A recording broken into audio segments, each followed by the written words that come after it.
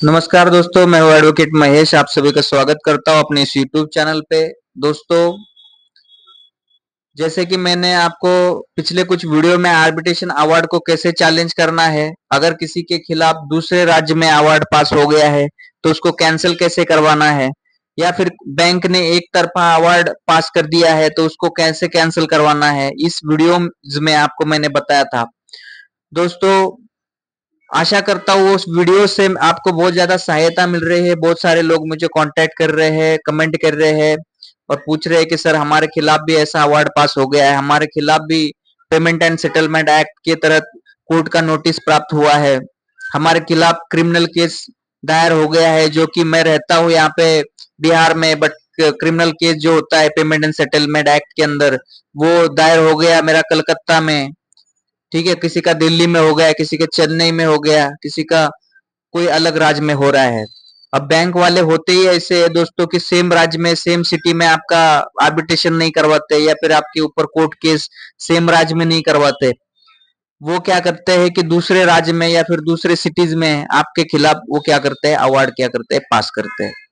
तो दोस्तों, ये सब होने के बाद जब आपके पास आपके खिलाफ अवार्ड हो जाता है तो आपको ये बहुत ज्यादा टेंशन हो जाती है लोगों को कि सर हमारे अवार्ड हो गया है और अब हमारा घर पे कब्जा करेंगे, घर का सामान बिकवाएंगे, गाड़ी बंगला जो जो भी है उसके ऊपर कब्जा हो जाएगा, प्रॉपर्टी हमारा कुर्क हो जाएगा और हमारा सामान सब बिकने के बाद हमारा हमारे बैंक क्या करेगी, पैसा वसूल करने की वो प्रयत्न करेगी, कोशिश करेगी। ठीक है, तो दोस्तों आज इस वीडियो में कुछ मैंने आपको ऐसे ही प्रैक्टिकली आपको मैं बताने जा रहा हूँ कि अपना जो रियल में एक्चुअल में होता क्या है जब किसी का अवार्ड हो जाता है, जब उसके खिलाफ कोर्ट में एग्जीक्यूशन पिटीशन फाइल कर देते हैं वसूल करने के लिए पैसा।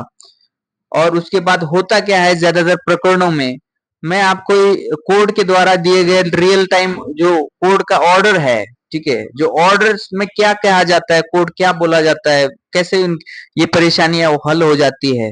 ठीक है, ये मैं आपको इसमें बताऊंगा। आखिर में एंड ऑफ आपके केस में क्या हो जाएगा आपके आपके साथ, ये मैं आपको इस वीडियो में बताने जा रहा हूँ। सबसे पहले दोस्तों, आप चैनल को सब्सक्राइब करिए और इस वीडियो जो मैं बता रहा हूँ, मैं आपका जो एक्सपीरियंस है, मेरा जो एक्सपीरियंस है वकीली क्षेत्र में, तो वो मैं यहाँ पे आपको शेयर करता हूँ दोस्तों।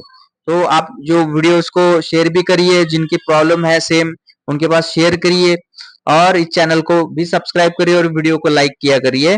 ठीक है, तो आज अभी मैं आपको दिखाने जा रहा हूँ। अब जैसे ये district and session court Pune में जो जब कोई अवार्ड हो जाता है किसी के खिलाफ, तो यहाँ पे जो होती है एग्जीक्यूशन पिटीशन फाइल करके जो किस तरीके से कोर्ट ऑर्डर करते हैं, देखिए यहाँ पे मैं आपको बताने जा रहा हूँ। तो यहाँ पे हम जाएंगे सर्विसेज में, कोर्ट ऑर्डर में, और यहाँ पे जाएंगे पार्टी नेम में।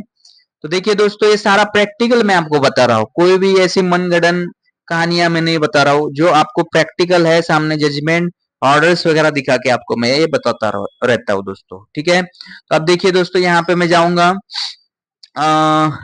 मैं जो एग्जीक्यूशन पिटीशन लगती है दोस्तों डिस्ट्रिक्ट एंड सेशन कोर्ट में लगती है। और जैसे मैं अब एक कोई एग्जांपल में यहाँ पे एचडीएफसी बैंक के बैंक ने किसी के खिलाफ अगर ऑर्डर किया है, अवार्ड पास किया है, या फिर कोई पेमेंट एंड सेटलमेंट का केस किया है, तो कैसे ऑर्डर हो जाते हैं ये हम यहाँ पे देखने वाले। अब ये 2023 का हम यहाँ पे देखते हैं। अब ये सारा दोस्तों ऑनलाइन आपको भी देखने के लिए मिल जाएगा, वैसे मैं आपको यहाँ पे आपको बता रहा हूँ। ठीक है, तो देखिए दोस्तों, अभी एचडीएफसी बैंक ने जो आर्बिट्रेशन अवार्ड होंगे या फिर उनके फेवर में अगर कोई मनी डिक्री होंगी की होगी, तो उसमें ये सारे दरखास्तें जो होती है, देखो इतने सारे प्रकरण हैं जो एचडीएफसी बैंक ने क्या किया है, उनका जो एग्जीक्यूशन पिटीशन जो बोरोवर के खिलाफ, जो लोन जिसने लिया है उसके खिलाफ जो अवार्ड पास किया है, उनसे क्या किया है दोस्तों, सेटलमेंट किया है। अब सेटलमेंट आखिर में होने वाला सेटलमेंट ही है ज्यादातर दोस्तों, कोई प्रॉपर्टी वगैरह कोई कब्जा नहीं करने वाले, ना कोई आपकी प्रॉपर्टी बिकने वाला है। आपको ये मौका देता है कोर्ट कि आप बैंक से क्या करिए, सेटलमेंट करिए। आप सेटलमेंट करने के बाद आपको ये सारी ऑर्डर्स है दोस्तों, देखिए सारी ऑर्डर्स है, जजमेंट्स है, इनमें क्या कहा गया है। अभी ये जजमेंट मैं ओपन करता हूँ। ठीक है, तो ये इसमें क्या बोला गया है आपको मैं बताऊंगा रीड पढ़ के। अब देखिए दोस्तों, ये एक ऑर्डर है जिसमें एक दरखास्त नंबर है जो बैंक ने लगाया है। अब इसमें क्या बोला है, देखो दोस्तों, the representative of decree holder. अब डिक्री होल्डर मतलब जिसके फेवर में डिक्री हो गई है, जिसके फेवर में अवार्ड हो गया। फेवर में किसके होता है, बैंक के फेवर में अवार्ड होता है। कभी बोरावर के खिलाफ फेवर में ऑर्डर कभी नहीं होता दोस्तों। ये बैंक वाले क्या करते हैं, अपने एक्स पार्टी अवार्ड करा लेते दूसरे राज्य में जाके या फिर दूसरे सिटीज में, और बोरावर को कोई चांस ही ना मिले, इस तरीके से ही वो क्या करते हैं, लोगों से क्या करते हैं, वो बिहेवियर करते हैं। तो दोस्तों यहाँ पे क्या लिखा है, the representative of decree holder bank and it's learner advocate appeared before the panel. अब इन्होंने क्या किया, एडवोकेट ने अपीयर किया और क्या बोला, the submitted that the decretal amount has been paid by the judgment debtor and the decree is fully satisfied. They therefore want to withdraw the darkhast as fully satisfied. They have submitted the withdrawal purchase duly signed by them. It is verified and read and recorded, hence the order.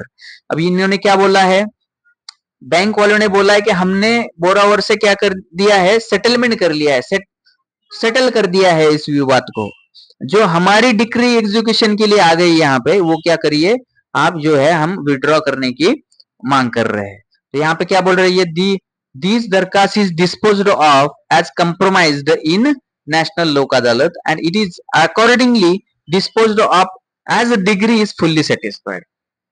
अब ये क्या करते हैं दोस्तों, जब ये execution file हो जाता है कोई भी अवार्ड का या फिर कोई मिनी रिकवरी का, तो वो जब आपका एग्जीक्यूशन पिटिशन फाइल हो जाता है तो कोर्ट आपको मौका देती है कि आपका स्टेटमेंट रखिए, आपकी जो भी कहानी आपको बतानी है वहां पे जाके आप बता सकते हैं, और कोर्ट को कह सकते हैं कि मैं बैंक वालों से मेरी जो डिक्री अमाउंट है वो मैं उनसे अमिकेबली सेटल करना चाहता हूं, तो इस मैटर को आप क्या करो, लोक अदालत में क्या करो, ट्रांसफर कर दो।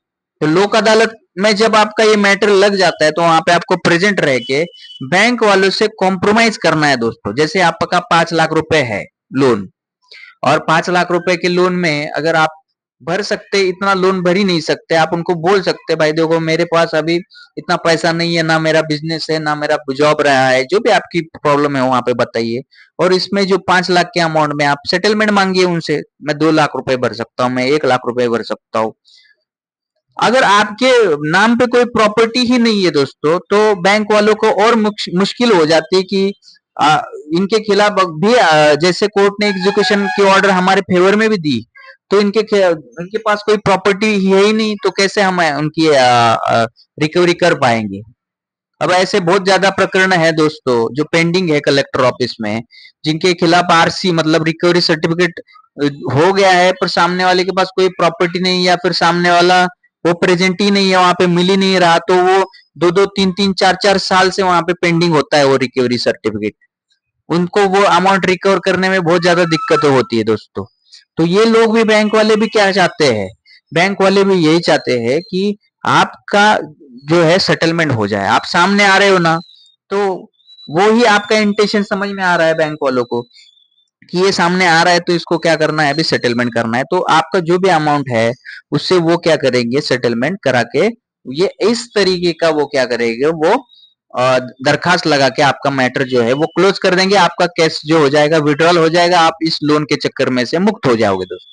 तो आखिर में मैंने ये बोला आपको कि क्या होता है आखिर में, कि ये आखिर में सेटलमेंट ही होता है ज्यादातर प्रकरणों में। अब देखिए ये प्रकरण मैंने ये पहला दिखाया, अब हम एक लमसम देख लेंगे, तो हर एक प्रकरण में आपको बताता हूँ यहाँ पे क्या होता है दोस्तों। देखो यहाँ पे भी सेम डिक्री होल्डर बैंक ने क्या कर दिया, ये दरखास्त लगाई और डिस्पोज ऑफ, और क्या कर दिया इन्होंने, कॉम्प्रोमाइज हो गया, फुल्ली सेटिस्फाइड हो गया, इसका दरखास्त लगा के एग्जीक्यूशन क्या कर दिया उन्होंने, क्लोज कर दिया।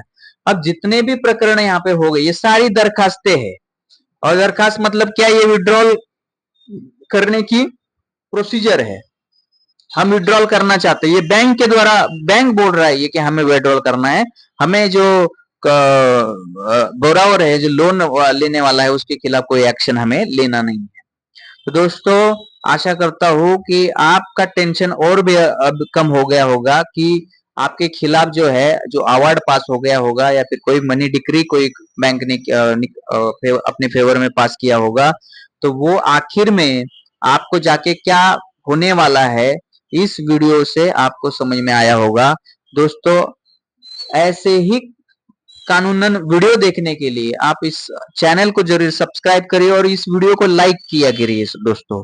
और लाइक करेंगे तो ही लोग बहुत ज्यादा ये वीडियो सारे लोगों को जिनकी सच में ये प्रॉब्लम होगी उनके पास ये पहुंचेगा, उनको भी ये रिलीफ थोड़ा सा, उनको माइंड में जो स्ट्रेस आ गया है, जो उनके ऊपर बर्डन आ गया है, वो थोड़ा सा कम हो जाएगा। और हो सकता है दोस्तों, क्या करिए, अपने बैंक से कांटेक्ट करिए जब भी आपका अवार्ड हो जाता है, कोई भी डिग्री हो जाती है या फिर कोई आपके ऊपर केस हो जाता है 138 निगोशिएबल इंस्ट्रूमेंट एक्ट में या फिर पेमेंट सेटलमेंट एक्ट में, बैंक से कांटेक्ट करिए और बैंक को बोलिए अपनी परेशानी, वो जरूर आपसे सेटलमेंट कराएंगे।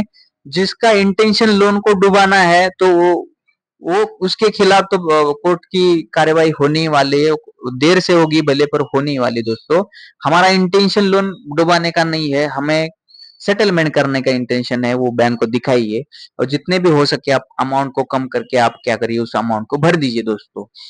और आशा करता हूँ ये वीडियो आपको समझ में आया होगा। आपका अगर आपको इस कोई नए टॉपिक्स के ऊपर आपको लो वीडियोस मेरे से चाहिए होंगे, आपको मैं जैसे प्रैक्टिकली आपको ये सारी चीजें बताता रहता हूँ, कोर्ट के जजमेंट में बता के आपको सारी चीजें बताता रहता हूँ, कुछ रियल टाइम जो सेक्शंस होते हैं अपने एक्ट में जो लिखे होते हैं वो पढ़ के आपको मैं उसको कानूनन यहाँ पे सहायता प्रोवाइड करता हूँ। दोस्तों, ये मेरा जो एक्सपीरियंस है उस एक्सपीरियंस के अनुभव से मैं ये सारी चीजें बता रहा हूँ, जो मैं रियल में प्रैक्टिस करता हूँ दोस्तों यहाँ पे पुणे में। अगर पुणे में ऐसी कोई चीजें हो रही है, महाराष्ट्र में अगर कोई चीजें हो रही है या फिर कोई इंडिया में भी किसी के साथ अगर ऐसी चीजें हो रही है, तो सबको सोल्यूशन एक ही है दोस्तों। ठीक है, अगर आपको आर्बिट्रेशन, आपका यूनिलैटरल आर्बिट्रेशन चैलेंज करना है, अवार्ड अगर बैंक ने पास किया वो चैलेंज भी कर सकते हैं। बट कुछ लोग ऐसे हैं कि जिनके पास कुछ पैसा ही नहीं है, तो चैलेंज करने के बाद के लिए वकील साहब को देने के लिए पैसा ही उनके पास नहीं है, तो वो चैलेंज नहीं कर पाएंगे।